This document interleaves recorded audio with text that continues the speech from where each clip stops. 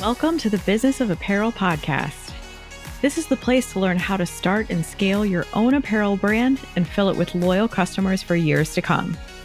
I'm your host, Rachel Erickson, owner and CEO of Unmarked Street.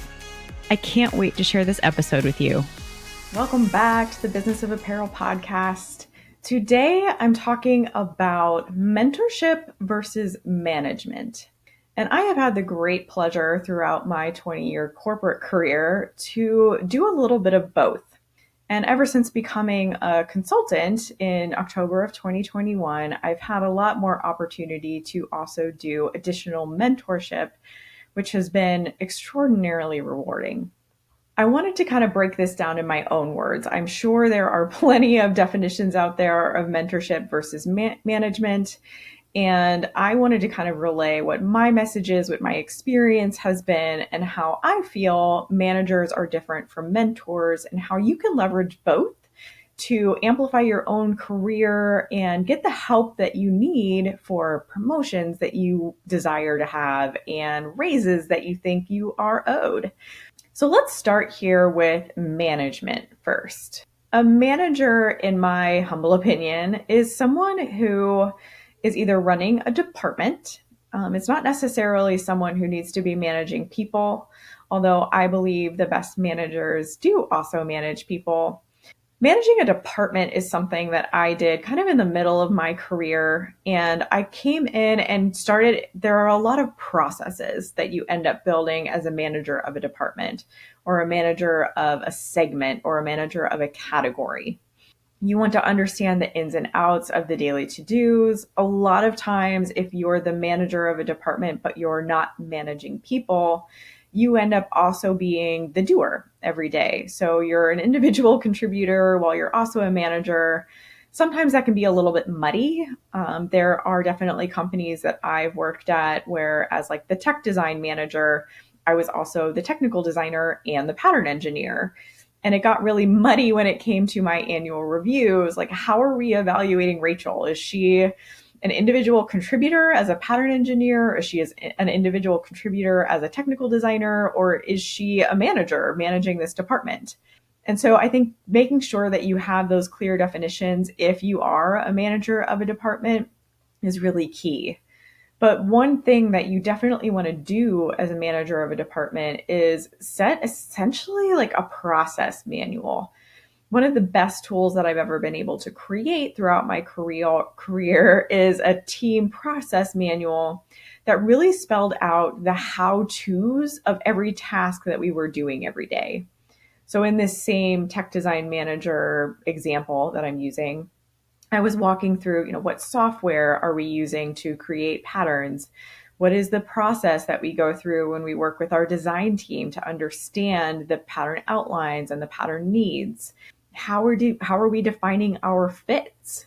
Do we have standard graded measurements? Do we have standard specifications for a specific fit?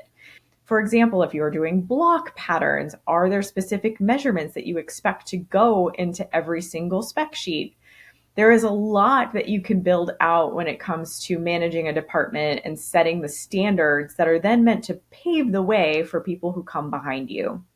And a lot of times what you'll find if you are a good manager of a department, you will kind of graduate into these roles where you then get to manage people under you.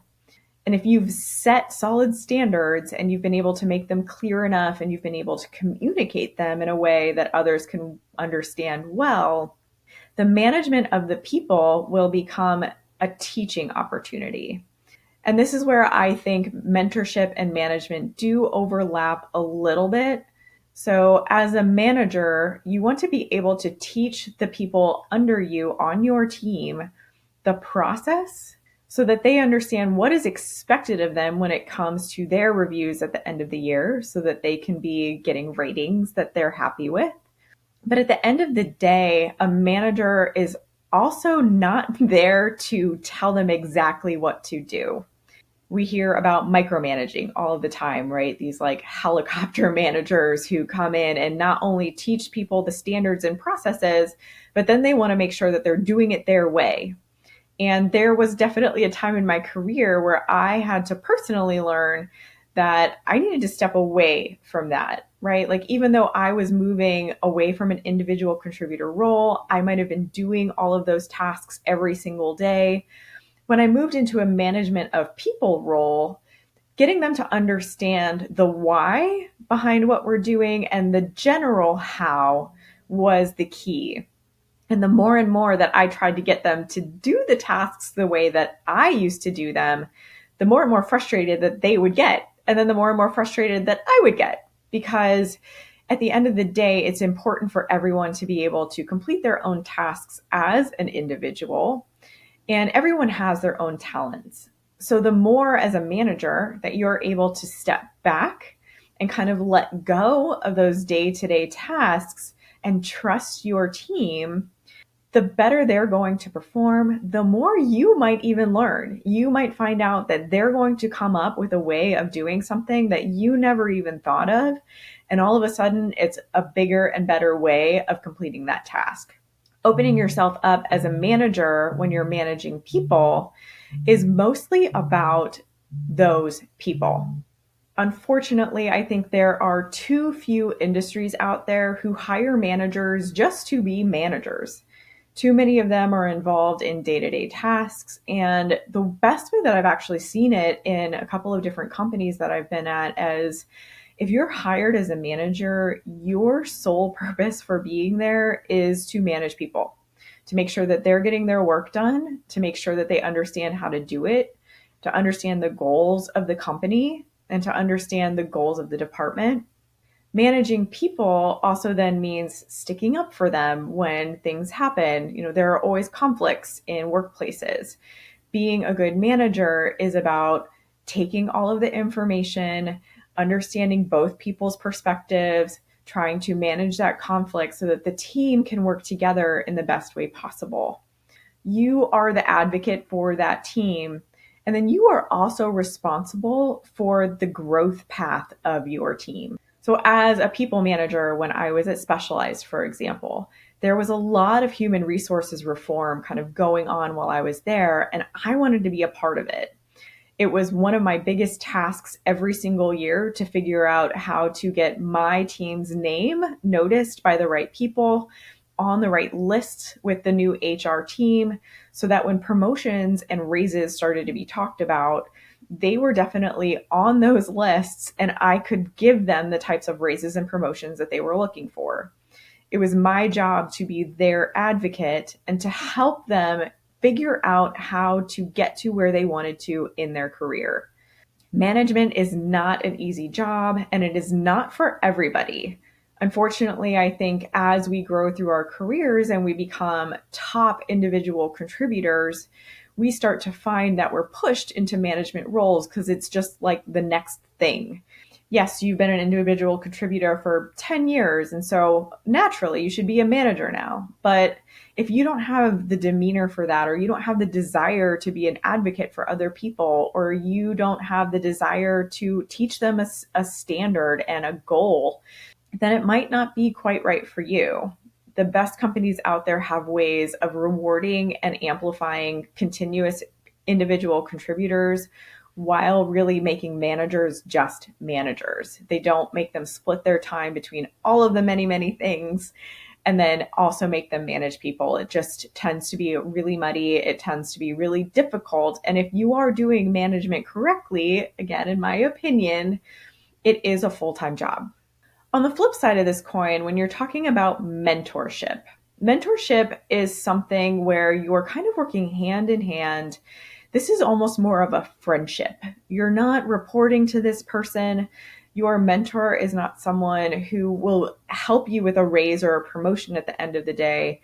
What they're helping you do is to learn skills, whether that be interpersonal skills. So I've mentored people before, definitely younger people in the industry who are coming in trying to gauge relationships, learning how to communicate with people so that it's in a friendly tone and people aren't getting frustrated with each other. That is a very strong reason and need for mentorship in any workplace. If you're a seasoned veteran of your industry and you've had to navigate the waters of communication and being a little bit PC and not having not hurting people's feelings when you say certain things in meetings, and you've had to learn that by making mistakes, it can be a great way to pay it forward to now mentor younger people in the industry when you see them having some of the same struggles. Mentorship can also be in the way of a new skill. For example, right now I'm mentoring a couple different people on apparel fittings and pattern engineering. It's something that they wanted to add to their portfolio. It's not something that's necessarily part of their individual contributor job description, but it's something that they wanted to learn so that they could get a raise based on the merit of them understanding a different department, understanding a different skill. And when they do learn fittings and pattern engineering as a designer, all of a sudden their designs become a lot more workable. They're not putting style lines into their design that can't be achieved on a pattern, or they're not suggesting things in a fitting that don't make sense for a pattern or don't make sense for the fit team. Being able to mentor people in additional skills and help them grow, not just in their career, but also personally, can be a great way to be a mentor.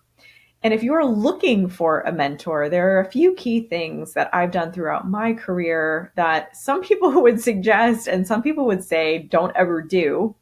But I've actually been really comfortable to just come up to certain people who I wanted to have mentorship with and say, hey, can we just meet once a month so I can learn from you?